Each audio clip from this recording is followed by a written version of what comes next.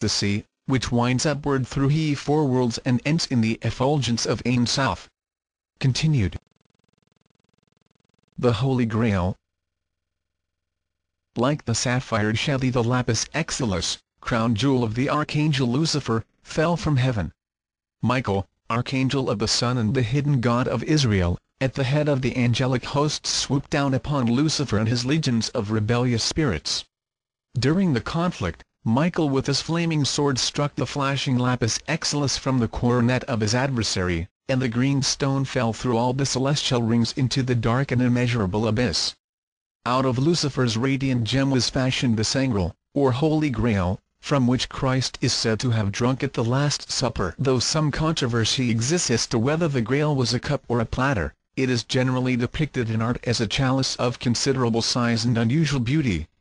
According to the legend, Joseph of Arimathea brought the Grail cup to the place of the crucifixion, and in it caught the blood pouring from the wounds of the dying Nazarene.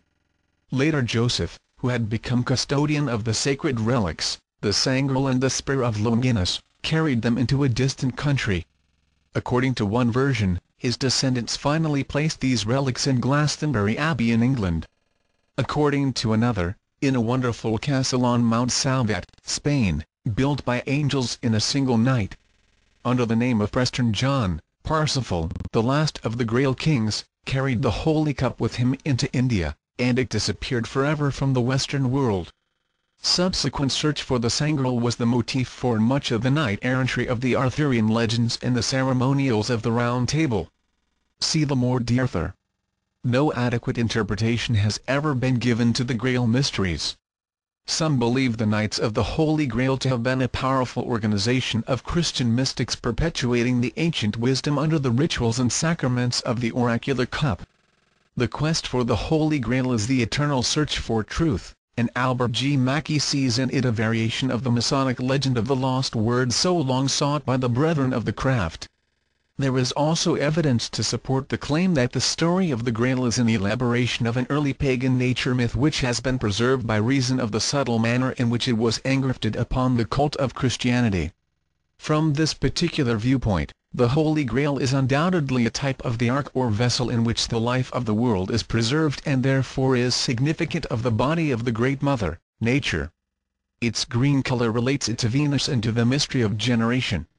Also to the Islamic faith, whose sacred color is green and whose Sabbath is Friday, the day of Venus. The Holy Grail is a symbol both of the lower or irrational world and of the bodily nature of man, because both are receptacles for the living essences of the superior worlds. Such is the mystery of the redeeming blood which, descending into the condition of death, overcomes the last enemy by ensouling all substance with its own immortality.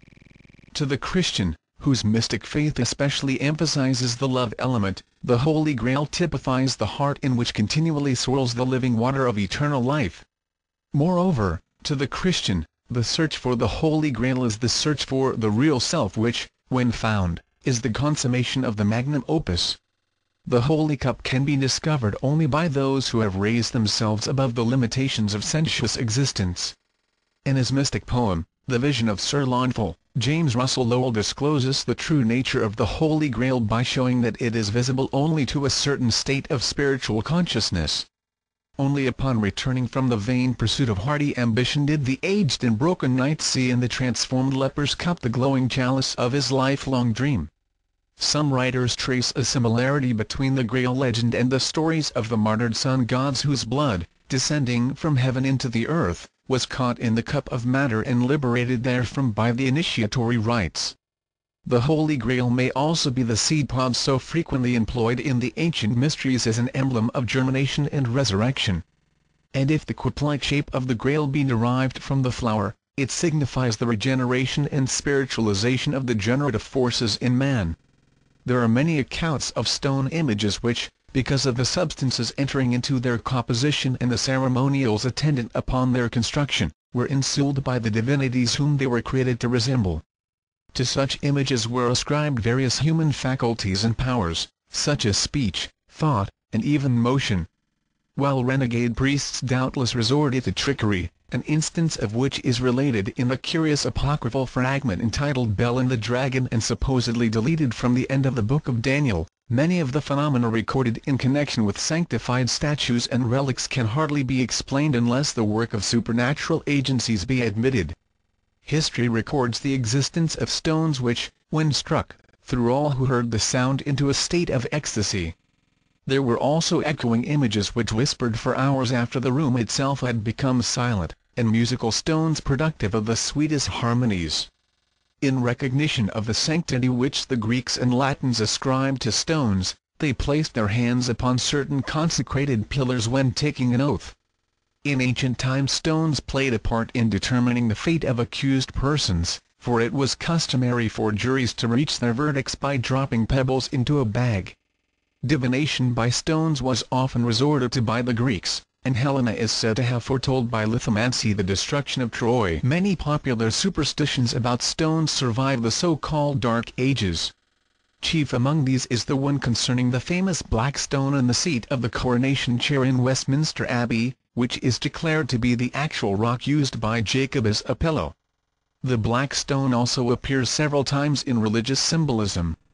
It was called Heliogabalus, a word presumably derived from Elegable, the Syro-Phoenician sun god.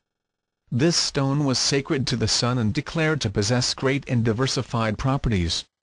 The black stone in the Kaaba at Mecca is still revered throughout the Mohammedan world. It is said to have been white originally and of such brilliancy that it could be seen many days' journey from Mecca, but as ages passed it became blackened by the tears of pilgrims and the sins of the world. The magic of metals and gems. According to the teachings of the mysteries, the rays of the celestial bodies, striking the crystallizing influences of the lower world, become the various elements. Partaking of the astral virtues of their source, these elements neutralize certain unbalanced forms of celestial activity and, when properly combined, contribute much to the well-being of man. Little is known today concerning these magical properties, but the modern world may yet find it profitable to consider the findings of the early philosophers who determined these relationships by extensive experimentation. Out of such research arose the practice of identifying the metals with the bones of the various deities. For example, the Egyptians, according to Manetho, considered iron to be the bone of Mars and the lodestone the bone of Horus. By analogy, lead would be the physical skeleton of Saturn, copper of Venus, quicksilver of Mercury, gold of the Sun, silver of the Moon, and antimony of the Earth.